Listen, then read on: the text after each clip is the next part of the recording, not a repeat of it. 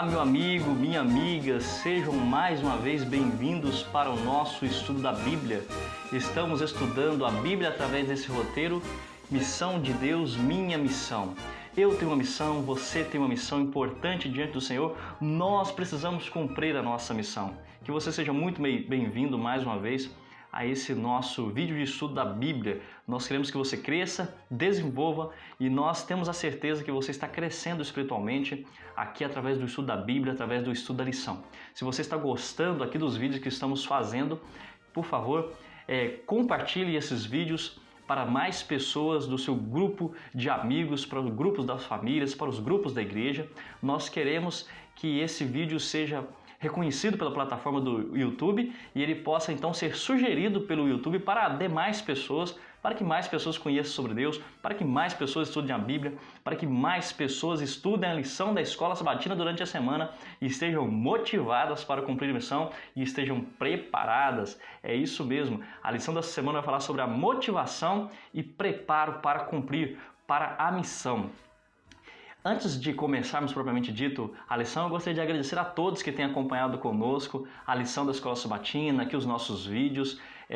A grande maioria, 85% das pessoas nos acompanham aqui do Brasil. Você que nos acompanha aqui no Brasil, seja em qualquer estado, muito obrigado pela sua participação aqui conosco. Eu gostaria de saber, você nos acompanha aqui no Brasil, de qual estado? Coloque aqui embaixo para nós sabermos de onde você está nos assistindo. E pode deixar também aqui o seu pedido de oração, nós estaremos orando por você. Essa semana alguém colocou aqui nos pedidos de oração e nós estivemos orando pela nossa irmã Maria Isabela, estive orando também pelo Luiz Carlos, lá de Belém do Pará. Se você também quer fazer um pedido de oração, quer deixar aqui nos comentários de onde você está nos acompanhando, por favor, faça isso. À medida que você coloque os seus comentários ou os seus pedidos aqui, o YouTube entende que esse vídeo está sendo relevante porque as pessoas estão interagindo. Ele então agora vai sugerir esse vídeo para outras pessoas. Com isso, ao compartilhar, ao se inscrever aqui, ao deixar o seu gostei, você também está pregando o Evangelho, você também está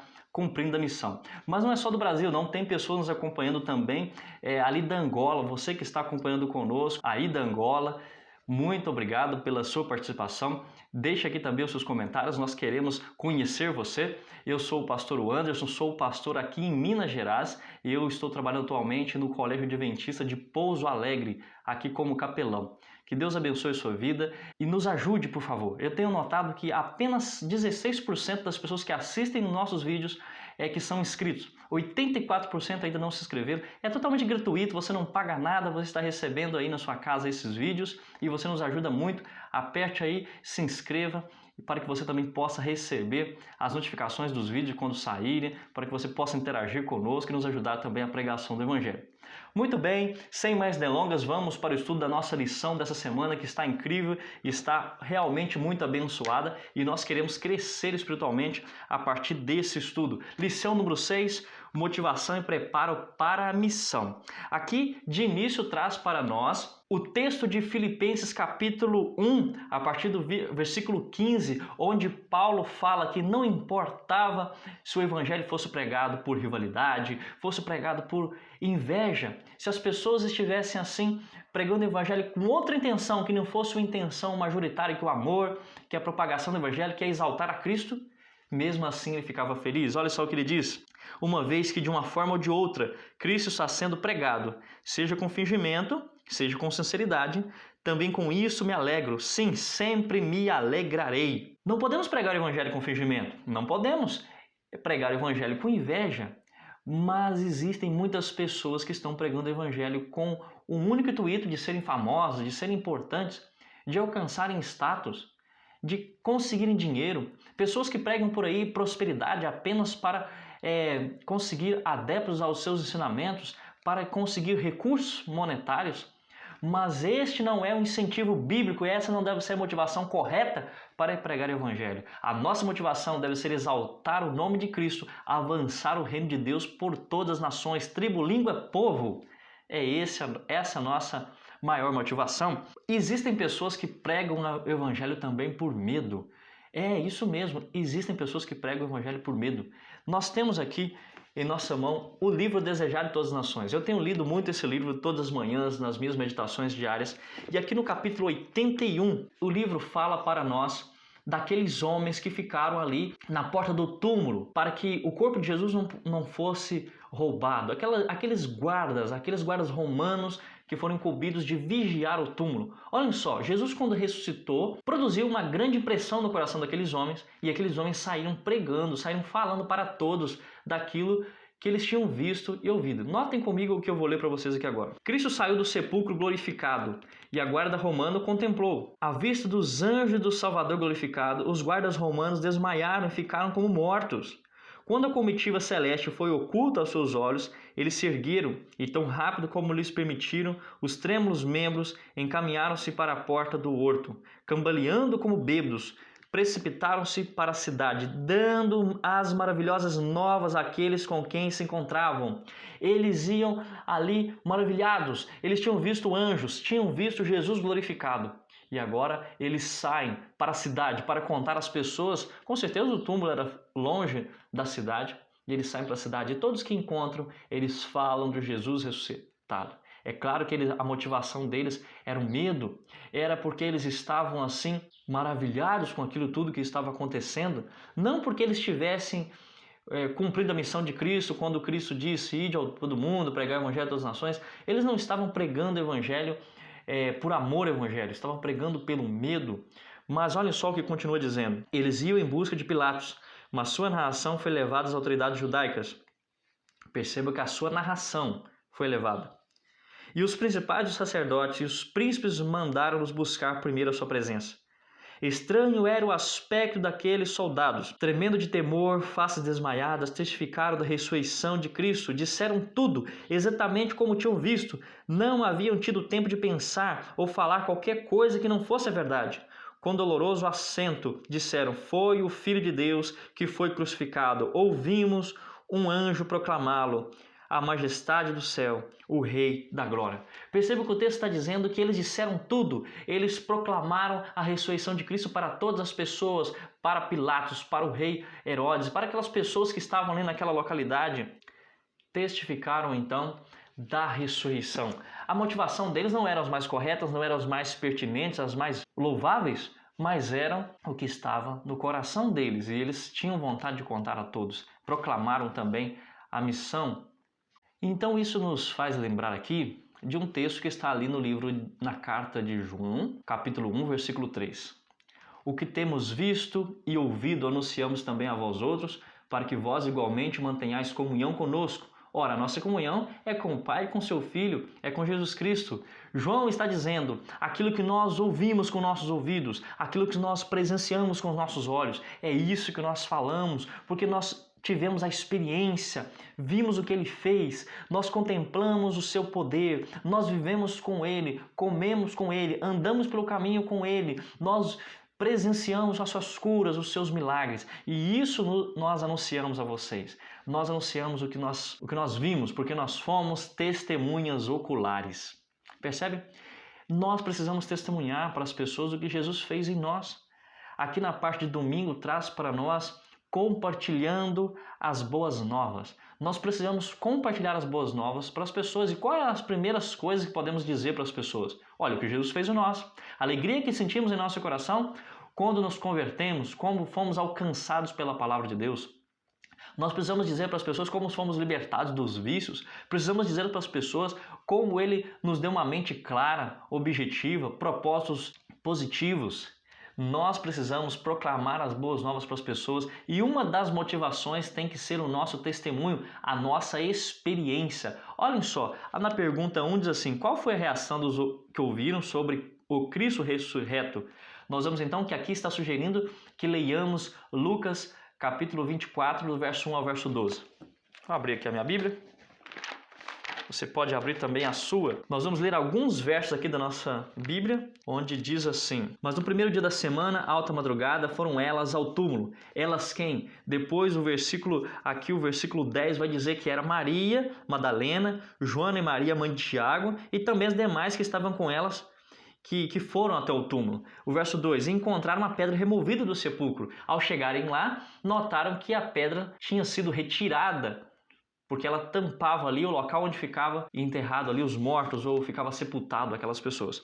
Vocês podem ver que o texto continua dizendo: mas ao entrarem, não acharam o corpo do Senhor Jesus. Aconteceu que, perplexa a esse respeito, apareceram 2 varões com vestes resplandecentes. Elas ficaram perplexas, elas ficaram confusas. O que será que aconteceu com o mestre, com o corpo? Alguém roubou o corpo?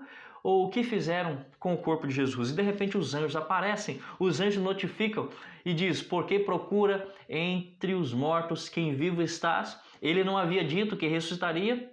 Ele não havia dito que da tumba ele voltaria em vida? Então no versículo 9 diz, o versículo 8 diz: então se lembraram das suas palavras e voltando do túmulo anunciaram todas as coisas aos 11 e a todos mais que com eles estavam. Elas começaram a proclamar, compartilhar as boas novas e primeiramente elas compartilharam as suas experiências. Primeiro, elas compartilharam aquilo que tinham visto, a experiência que foi algo incrível, foi algo magnífico, maravilhoso. Eu e você precisamos também contar para as pessoas do que Deus fez em nossa vida, coisas maravilhosas, como Ele nos salvou, como nos perdoou, como nos curou, como nos alcançou com o teu amor maravilhoso. Isso é o testemunho que nós devemos dar. Ainda aqui diz que os discípulos não acreditaram, acharam que elas tivessem tido um delírio, que aquilo não era real, né? Então aqui a resposta para a pergunta 1 é: não acreditaram, acharam que tudo passava de um delírio e de uma visão, que elas estivessem tão preocupadas e queriam tanto aquilo que estavam vendo coisas. Era isso que os discípulos acharam, mas por mais que eles não acreditaram, elas sabiam que a experiência delas era algo real. Por mais que você conte para as pessoas do que Deus fez por você e em você, através de você, e as pessoas não acreditem, isso não vai mudar o que aconteceu, não vai mudar como Deus transformou. Isso é real, é magnífico, é maravilhoso. Olhem só o que diz aqui no penúltimo parágrafo. Independentemente da reação de Pedro, assim que as mulheres ouviram a notícia sobre Jesus, quiseram compartilhá-la. Que motivação maior para a missão pode haver do que contar aos outros sobre o que Jesus fez por nós? Que nós possamos contar aos outros o que Jesus fez por nós. Precisamos ter uma experiência pessoal com Deus antes de compartilhá-la. Nosso desejo de dividir com os outros o que tanto amamos deve ser parte crucial de nossa motivação para a missão. Eu e você precisamos ter motivação correta para cumprir a missão. Porque, afinal de contas, nós podemos estar fazendo as coisas erradas com motivação certa, mas podemos estar fazendo coisas certas com motivação errada. Então precisamos cuidar muito bem com a nossa motivação. Por isso que quando nós seguimos aqui para a parte de segunda-feira, um fundamento profético vai dizer para nós que uma motivação tem que ser sim a nossa experiência, mas experiência por si só não é tudo. Não podemos fundamentar a nossa fé, fundamentar os nossos conhecimentos naquilo que nós apenas sentimos. Porque a Bíblia diz ali em Jeremias, capítulo 17, versículo 9, que enganoso é o coração do homem mais do que todas as coisas. Por isso, eu e você, meu querido irmão, meu amigo, minha amiga que acompanha aqui comigo, não podemos buscar viver apenas experiência pela experiência, sem fundamentar o nosso conhecimento no que diz a Bíblia. Eu percebo que há muitas pessoas por aí buscando viver experiências em denominações por causa da música, por causa do êxtase, por causa da dança. É, isso mesmo. As pessoas estão buscando fundamentar a sua vida espiritual com Deus baseada apenas em experiências. E esse não é o desejo de Deus. Sim, nós devemos contar e proclamar para as pessoas aquilo que nós sentimos, aquilo que Deus fez em nós. O nosso testemunho é algo importante, mas ele não é tudo. Se o nosso testemunho, o nosso sentimento estiver longe daquilo que está escrito na Bíblia, do assim diz o Senhor, então nós precisamos olhar melhor para aquilo que estamos analisando. Será que aquilo que eu tenho vivido, sentido, a minha cosmovisão, está pautado no assim diz o Senhor? Ou está pautado apenas no que eu sinto, no que eu quero, no que eu acho que é melhor? Percebe como é importante entendermos aqui os fundamentos proféticos?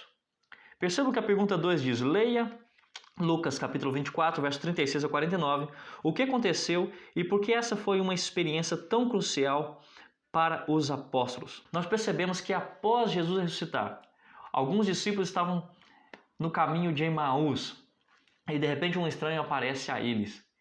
Era Jesus, mas eles não conseguiram perceber que era Jesus. Jesus tinha ressuscitado e agora ele vai caminhando com eles e diz: olha, o que vocês estão conversando aí? E eles dizem: olha, será que você é o único que não percebe, não tem ouvido falar das coisas que têm acontecido em Jerusalém? E eles começam a falar de Jesus, de como ele tinha ensinado, de como tinha sido morto, crucificado. E Jesus começa ali a abrir a Bíblia diante deles e mostrar nas Escrituras o que a Bíblia falava sobre ele. Olhem só esse texto. E começando por Moisés, discorrendo por todos os profetas, expunha o que a seu respeito contava em todas as Escrituras. Vamos notar aqui, então, o método de interpretação de Cristo. Qual era o método que Jesus utilizava? Aqui diz que ele foi ali para a Bíblia. Ele começou através de Moisés. Os primeiros é uma referência aqui direta aos 5 primeiros livros da Bíblia, o Pentateuco, né? Os 5 livros escritos por Moisés. Depois diz que ele discorreu por todos os profetas e expunha-lhe o que a respeito dele contava em todas as Escrituras. Quando nós vamos para o versículo 44, diz assim: a seguir Jesus lhe disse: são essas palavras que eu vos falei, estando ainda convosco. Importava se cumprisse tudo que de mim estava escrito na lei de Moisés, nos profetas e nos salmos. Então lhes abriu o entendimento para compreenderem as Escrituras. Percebem que aqui diz de uma forma bem direta para nós que Jesus, ele interpretou todas as coisas que estavam acontecendo com ele mediante a Bíblia. Ele foi para a Bíblia e mostrou tudo o que estava acontecendo com ele, que tudo aquilo estava fundamentado nas Escrituras, nas profecias. O método de interpretação da Bíblia que Jesus utilizou foi o método que nós utilizamos hoje, que é o histórico-gramatical. Pastor, quais são os métodos de interpretação da Bíblia que são utilizados ultimamente? E por que é importante nós aprendermos e entendermos isso? Olha, existem muitas denominações por aí que utilizam métodos de interpretação que são diferentes daquele que nós utilizamos. E por isso que eles têm, assim, uma conclusão diferente sobre determinados assuntos. Por exemplo, quando estamos estudando o livro do Apocalipse, o livro de Daniel, que são livros proféticos, existem pessoas que utilizam outros métodos de interpretação. Então, por exemplo, existe um método de interpretação preterista, que as pessoas analisam tudo que foi escrito em Daniel, em Apocalipse, e acreditam que tudo aquilo se cumpriu nos dias do profeta. Aquilo é algo que aconteceu no passado, não tem mais nenhum valor, não tem mais nenhum significado para o futuro. Aquelas profecias não quer dizer que algo vai acontecer no futuro, mas que cumpriu tudo ali nos dias do profeta, nos dias que ele escreveu. Isso é um método de interpretação preterista. Existe também um método de interpretação da Bíblia futurista, que pessoas interpretam textos proféticos como Apocalipse e Daniel a partir do método futurista, onde acreditam que o anticristo, as bestas, né, tanto que surge da terra como que surge do mar, enfim, eles acham que tudo isso vai se cumprir lá no fim, no finalzinho mesmo, quando Jesus já estiver voltando, e eles vão ler a Bíblia de um ponto interpretativo diferente. Existem também aqueles que têm um método da alta crítica, né? O método histórico crítico. A alta crítica vai ler a Bíblia de uma maneira diferente de nós. Ela vai dizer assim: olha, aqui na Bíblia diz que Moisés atravessou juntamente com aquele povo um mar, mas na verdade não era um mar assim, não tem como isso acontecer. Eles vão rejeitar tudo aquilo que é sobrenatural, tudo aquilo que nós não podemos comprovar e repetir hoje. Eles vão dizer: olha, isso aqui não é de fato, não é verdade, isso não aconteceu de fato. Então vamos tentar interpretar isso aqui de um ponto de vista diferente. Olha, na verdade o mar que Moisés atravessou não era um mar verdadeiramente, era na verdade ali um mar de juncos.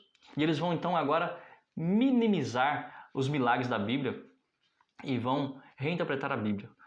Mas esse não era do método de Jesus. Nós podemos perceber nesses textos que nós lemos que o método que Jesus utilizou foi o método analisando a história, o que os profetas, o que Moisés, o que os salmos disseram sobre mim, e ele vai analisar tudo mediante também ao que está escrito. Por isso, o método histórico-gramatical vai ser pautado aquilo que está na história e aquilo que está escrito no texto bíblico. Este é o histórico, o método utilizado por Jesus, que nós, Adventistas do Sétimo Dia, também utilizamos hoje no dia a dia. Muito bem, então percebam comigo que aí está falando na pergunta 2. O que aconteceu e por que essa foi uma experiência tão crucial para os apóstolos? Percebemos que Jesus, ao aparecer para aquelas pessoas, ele mostrou o fundamento profético da sua obra. Eles não deveriam viver apenas com a experiência, mas precisavam constatar biblicamente que tudo o que tinha acontecido era algo que era profetizado. Jesus estava cumprindo todas as profecias de Daniel, cumprindo as profecias do que dizia a respeito à sua vida ali nos Salmos. No Salmo 22 fala sobre a crucifixão de Jesus. Em Salmos, em Isaías, vai falar que Jesus seria crucificado entre os malfeitores, vai dizer que ele seria então sepultado entre os ricos. E você tem aí na sua tela agora o texto para você conferir. Nós percebemos que aquela lição diz: ele os conduzia à palavra e lhe mostrou o fundamento profético de sua obra e de seu ministério. Não importava quão grande fosse a experiência que tivessem com ele, Jesus ainda queria que a fé deles fosse fundamentada na palavra de Deus. A nossa fé precisa estar fundamentada na palavra de Deus, no assim diz o Senhor, e não nas tradições humanas, nas percepções de pessoas. Ah, essa pessoa aqui é muito importante, ela disse isso. Nossa fé não pode estar fundamentada no que as pessoas disseram. Nossa fé tem que estar fundamentada no assim diz o Senhor. Mas pastor, quem disse foi um doutor, quem disse foi uma pessoa de grande renome, foi um erudito, foi uma pessoa importante. Não importa, se essa pessoa é importante, é estudioso, ele tem que estar de acordo com aquilo que a palavra de Deus disse. Na época de Jesus, as pessoas interpretavam a Bíblia de uma maneira diferente. O livro Desejado de Todas as Nações mostra para nós como ali os mestres judaizantes, os judeus, estudavam e interpretavam a Bíblia. Por isso que Jesus ele vai utilizar o método de estudar a Bíblia pela Bíblia, do assim diz o Senhor. Olhem só, Desejado de Todas as Nações, na página 40, você tem na sua tela, diz assim: como os mestres de Israel interpretavam a Bíblia? Ao tempo de Cristo, a vila ou a cidade que não providenciava quanto à instrução religiosa da mocidade era considerada sob a maldição de Deus. Todavia, o ensino se tornara formal. A tradição havia em alto grau sobrepujado as Escrituras. Percebe que era uma mera formalidade. A tradição ela estava acima das Escrituras.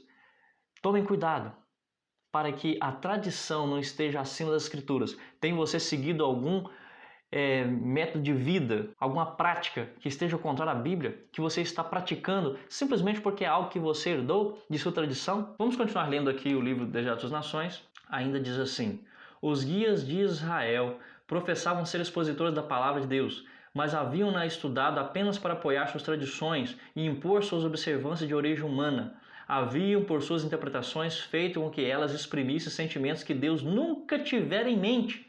Suas místicas apresentações tornavam indistinto aquilo que ele fizera claro. O que a Bíblia está dizendo de forma clara, as pessoas pegavam e analisavam aquilo de uma forma assim mística, exprimiam sentimentos que não eram o claro desejo de Deus. Muitas pessoas têm pego a Bíblia hoje e feito a mesma coisa, por isso tem tantas denominações, por isso existem tantas formas de pensar, por isso cada dia se levanta novas igrejas, com novas ideologias, com novos pensamentos, e não tem como todas estarem certas. A igreja deve estar de acordo com os ensinamentos bíblicos. E qual era o pensamento de Jesus? O que Jesus dizia com respeito aos mandamentos, ao dia de guarda, com respeito ao dízimo, com respeito ali à profecia, com respeito ao povo remanescente, com respeito à sua volta? Precisamos analisar isso de uma forma bem coesa, precisamos analisar essa firme plataforma. Eu e você precisamos dar razão da nossa fé. Ellen White vai dizer que nós estamos fundamentados sobre uma maravilhosa plataforma, com a junção de vários e vários temas e crenças doutrinárias que fazem e estabelecem esse grande e magnífico edifício que não pode, nenhum alfinete sequer pode ser retirado. Por isso, meus queridos irmãos, você precisa entender a Bíblia, saber das razões da fé que você tem. Você precisa conhecer os ensinamentos bíblicos. O texto continua dizendo, eles disputavam, os judeus, as pessoas da época de Jesus, disputavam sobre insignificantes questões de técnica e negavam, por assim dizer, as verdades essenciais. Assim, difundia-se amplamente a infidelidade, roubavam a palavra de Deus, a sua força, e os espíritos maus operavam à vontade. Percebe? Esses mestres de Israel interpretavam a Bíblia de uma maneira equivocada.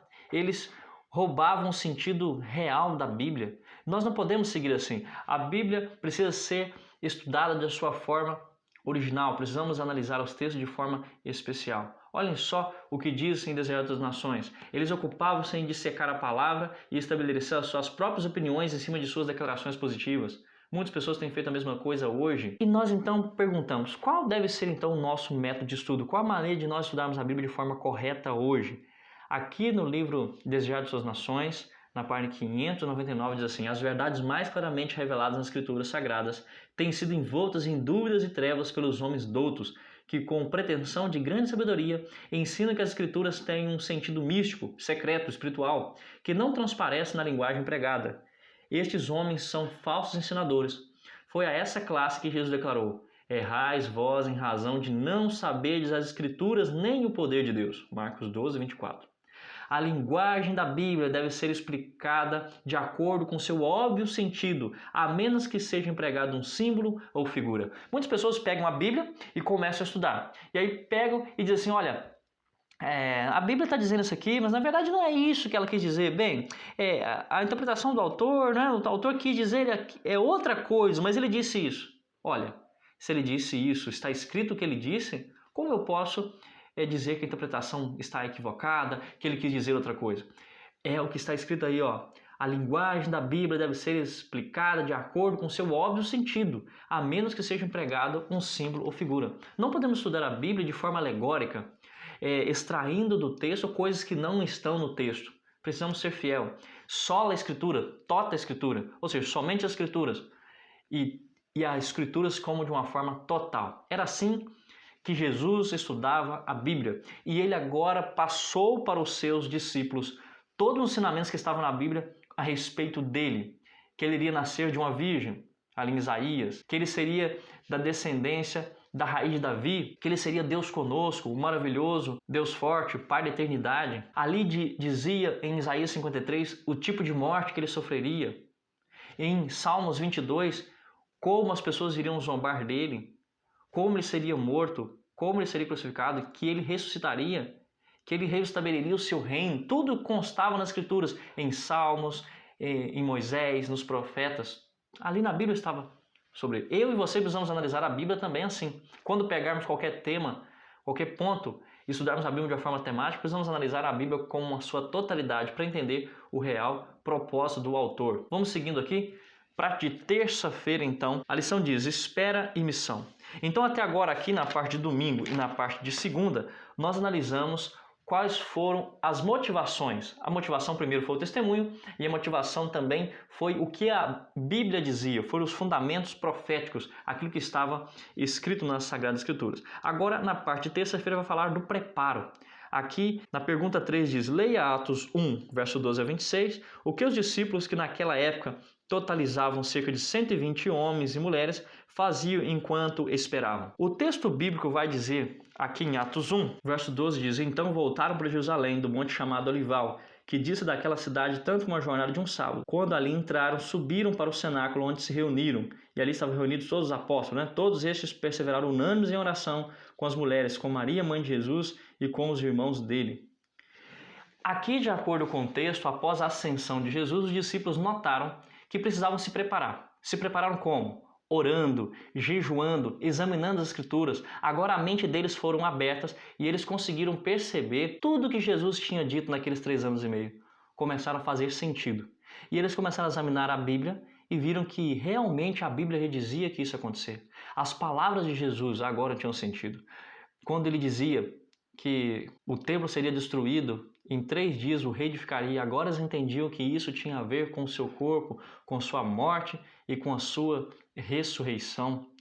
Eles agora estavam se preparando para cumprir a missão. E isso constava-se preparação através do estudo da Bíblia, através de oração, através de jejum, através de preparação do sistema para cumprir a missão. Aqui diz assim, no primeiro, continuaram unidos em oração e súplica. Segundo, enquanto esperavam, foi a preparar logisticamente para a missão, buscar orientação divina e escolheram um substituto para Judas, que foi então, lançaram sorte e escolheram Matias. Pois bem, para pregar o Evangelho nós precisamos nos preparar, estudar bastante a Bíblia, precisamos orar, precisamos estar aptos para responder às pessoas ali sobre nossa fé. Eles não ficaram ociosos, tá? Enquanto Jesus volta, eu e você não podemos ficar ociosos. Precisamos pregar o Evangelho, precisamos fazer algo. Lembre-se o que nós dissemos aqui já em outras lições passadas. A missão se cumpre através dos pés dos que vão, de joelhos que se dobram e das mãos que doam.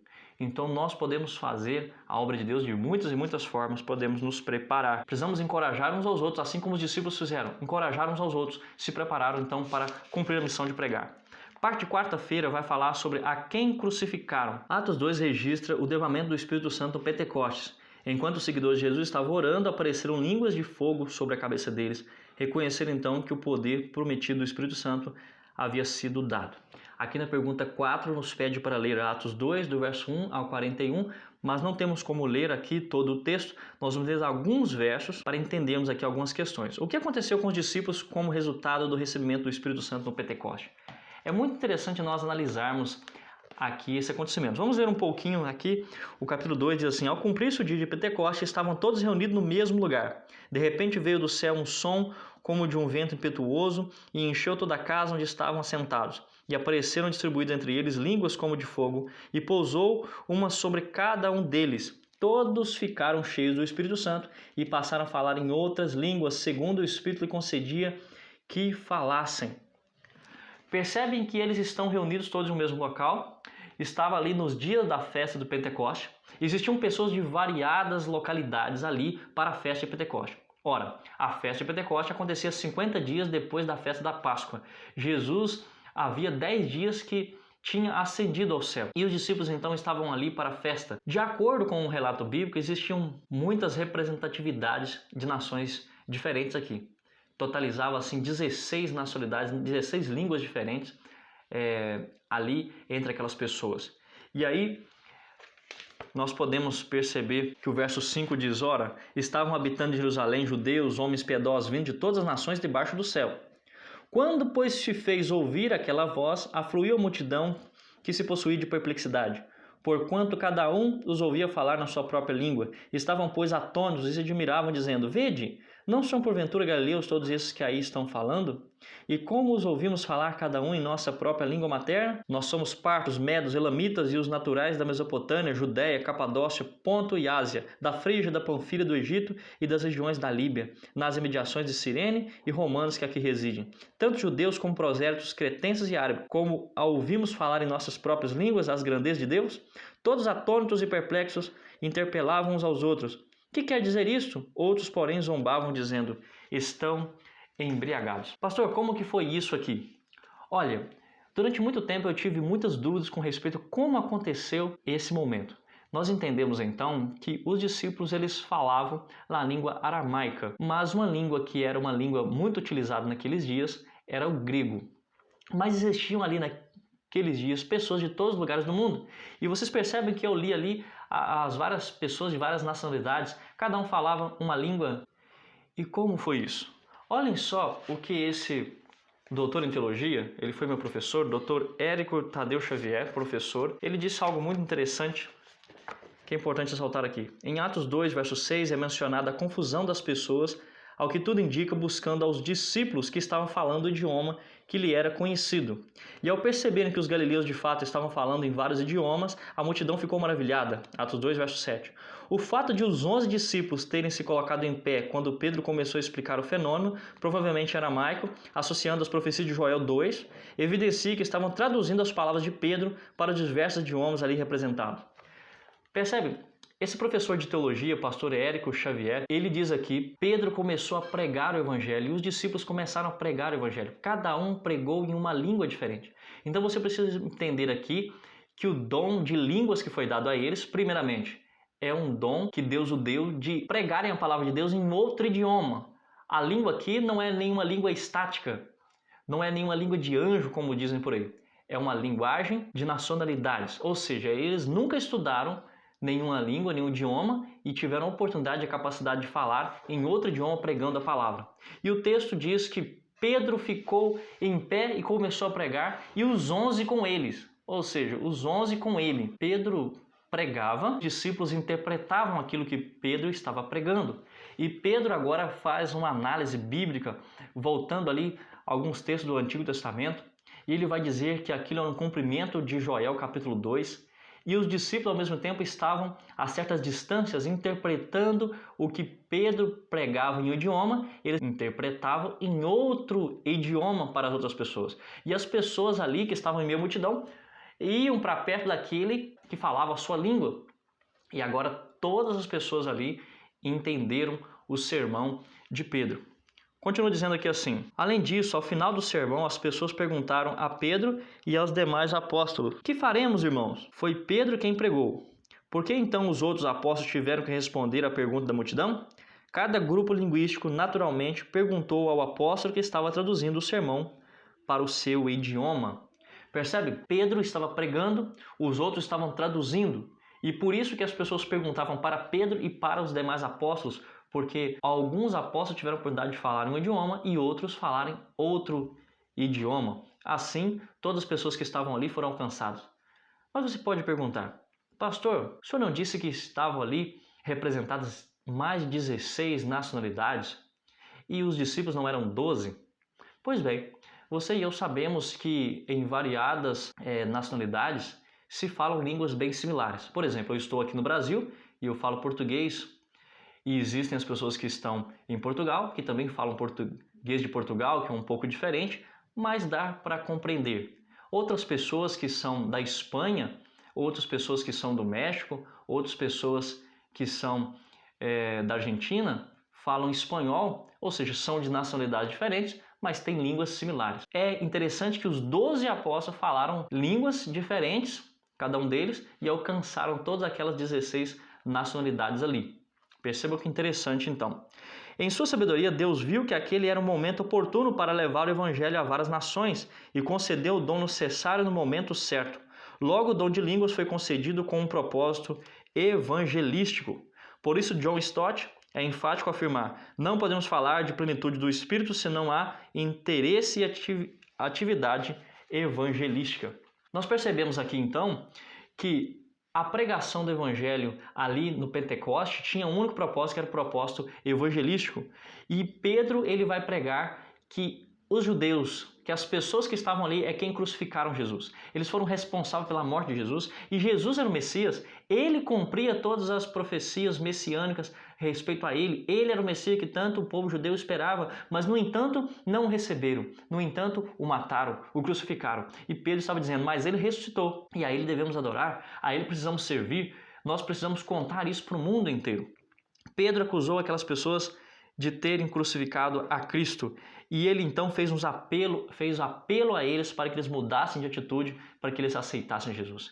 E aquelas pessoas então viram para Pedro, para os demais apóstolos e perguntam: o que faremos então, irmãos?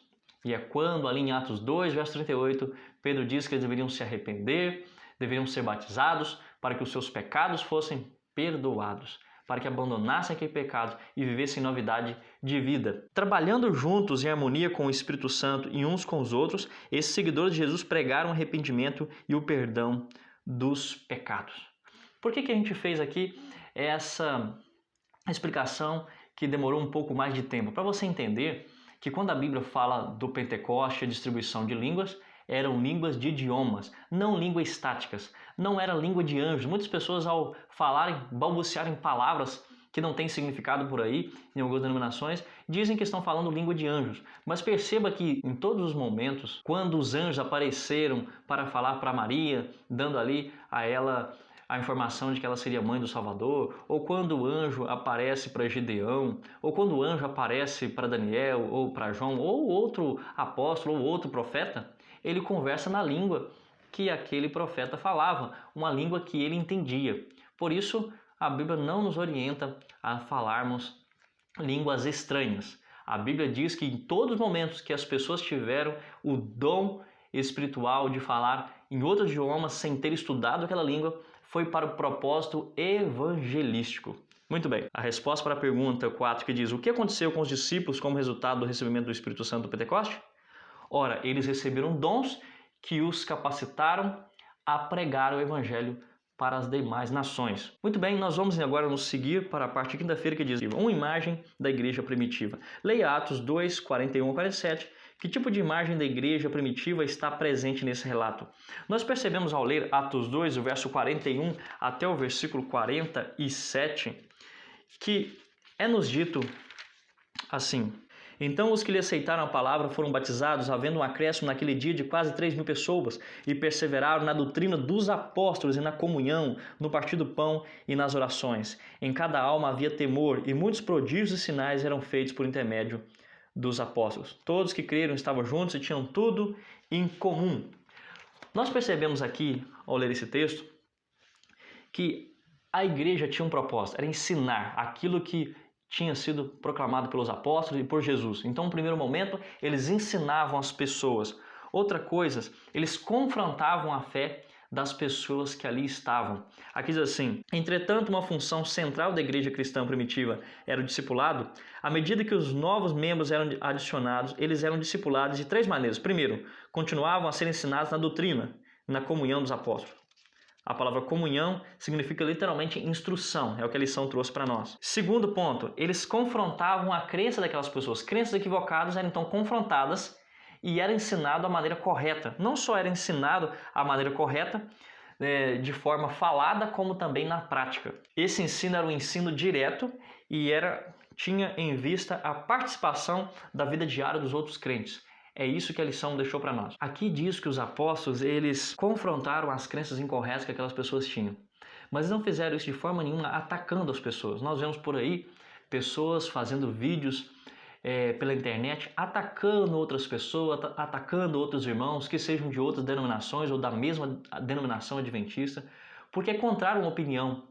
Nós, irmãos, ao pregarmos o evangelho, precisamos pregar com um sentimento de amor, nunca com um sentimento de debate, nunca com um sentimento de superioridade, nunca com um sentimento de que há mais luz para ele do que ao outro e desmerecendo as pessoas. Ellen White, escrevendo sobre isso no livro Temperança, ela diz o seguinte: de pouca utilidade é procurar reformar outros atacando os que podemos considerar maus hábitos. Tais esforços dão muitas vezes em resultado mais dano do que bem. Em sua conversa com a samaritana, em lugar de desmerecer o poço de Jacó, Cristo apresentou alguma coisa melhor. Se tu conheceras o dom de Deus, disse ele, e quem é que te diz, dá-me de beber, tu lhe pedirias e ele lhe daria água viva. Aqui então referência de João 4, verso 10. Desviou a conversa para o tesouro que tinha a dar, oferecendo à mulher alguma coisa melhor do que ela possuía, a própria água viva, a alegria e a esperança do Evangelho. E isto é uma ilustração do modo que devemos trabalhar. Temos de oferecer aos homens alguma coisa melhor do que eles possuem, a própria paz de Cristo, que excede todo o entendimento. Isso está então no livro Temperança, na página 132. Vocês percebem aqui que o texto está claramente dizendo que nós não podemos atacar as pessoas, não podemos atacá-las com agressividade, de maneira assim insolente, com a maneira assim sem demonstração que temos o Espírito de Deus. Nós precisamos desenvolver os frutos do Espírito Santo. E precisamos pregar o Evangelho com amor, precisamos pregar o Evangelho com dedicação. O texto aqui deixou claro para nós que não podemos atacar, mas precisamos fazer o quê? Precisamos apresentar alguma coisa melhor para essa pessoa, sem desmerecer a sua fé, sem desmerecer a sua pessoa, sem afetar a vida emocional dessa pessoa aqui, sem falar coisas que vão denegrir a imagem dessa pessoa, tá bom? Foi isso que Jesus fez com a mulher samaritana. Ele ofereceu à mulher alguma coisa que ela ainda não possuía. Quando você for estudar a Bíblia com alguém, faça isso. Não ataque a fé das pessoas, mas ofereça para as pessoas algo diferente. Diga assim: olha, eu estou ouvindo calmamente o que você está dizendo aqui, com respeito, eu respeito a sua opinião, mas eu penso diferente por esses e esses textos bíblicos, por esses e esses argumentos aqui. E você então apresenta o seu tema e você nunca entra em debates para tentar demonstrar que você é melhor, mais santo do que alguém. A agressividade nunca é o caminho. Então a pergunta 5, respondendo: que tipo de imagem da igreja primitiva está presente nesse relato? Uma imagem de ensino, de relacionamento, de comunhão, de confrontação com as práticas equivocadas. Eles ensinavam as pessoas os aspectos práticos e eu e você precisamos fazer isso também, ensinar as pessoas os aspectos práticos da vida cristã. Uma pregação que ensina as pessoas como fazer, como viver de acordo com o ensinamento. Fechando então aqui, nós vamos ler apenas um parágrafo da lição aqui, com referência ao livro Parábola de Jesus, que diz: nossa vida deve estar ligada à vida de Cristo, dele receber continuamente e participar dele. O pão vivo que desceu do céu proveu-se de uma fonte sempre fresca, que sempre produz abundante tesouro. Eu e você, meu querido irmão, precisamos nos encher do Espírito Santo de Deus, precisamos ter o que oferecer às pessoas, Por isso, nossas orações precisam ser mais convictas, precisamos passar mais tempo com Deus. Aqui diz assim, nossas orações terão a forma de uma conversa com Deus, como se falássemos com um amigo. Ele nos falará pessoalmente de seus mistérios. Frequentemente, uma sensação agradável e alegre da presença de Jesus virá sobre nós. O coração arderá muitas vezes em nós, quando ele se achegar para comungar conosco, como fazia com Enoque. No caminho de Emaús, ao Jesus pregar ali aqueles discípulos, ao final, eles diziam, nosso coração não ardia quando Jesus falava conosco, quando ele nos mostrava as Escrituras, nosso coração dentro de nós não palpitava de uma maneira diferente, não queríamos viver mais intensamente com Jesus de uma maneira plena, não nos subia uma vontade de ser mais zelosos pelo Evangelho. Percebam, nós precisamos também viver assim. Quando essa for em verdade a experiência do cristão, será vista em sua vida simplicidade, mansidão, brandura e humildade de coração, que mostrarão a todos que com ele mantém contato, que esteve com Jesus e dele aprendeu. A nossa vida, meus queridos irmãos, não pode estar centralizada no próprio eu. Não podemos pensar apenas em nossas questões pessoais. Precisamos amar a missão, amar o Evangelho, falar de Deus para as pessoas. As pessoas precisam ver mansidão em nós, precisam ver brandura, precisam ver humildade. O nosso coração precisa arder ao pregar a palavra de Deus. Querido amigo e querida amiga, tem você vivido uma vida íntima na presença de Deus? E quando você estuda a Bíblia, o seu coração arde com alegria de poder conhecer coisas novas sobre esse Deus? Você sente interesse e vontade de falar para as pessoas do que Jesus fez, assim como aquelas mulheres ali no túmulo que ao receber a notificação do anjo que Jesus tinha ressuscitado, saíram alegremente, animadas, eufóricas, com vontade de falar do que Jesus havia feito? Você sente vontade de contar para as pessoas o que Jesus tem feito na sua vida? Você sente vontade de testemunhar? Você dá estudos bíblicos porque você não consegue ficar com o Evangelho guardado só para você? Eu queria desafiar você essa semana a estudar mais de Deus, a estudar mais o Espírito de Profecia, estudar mais a sua lição da Escola Sabatina essa semana e que pedir a Jesus que enquanto você estuda, enquanto você ora, que o seu coração possa arder com alegria ao cantar os hinos da igreja, alegria em frequentar os cultos, alegria em participar não somente do culto divino, mas participar também da Escola Sabatina e estar pronto às 9 horas da manhã, ali para os louvores, ali para participar da recapitulação da lição. Que Deus abençoe você e nós nos vemos na lição da próxima semana.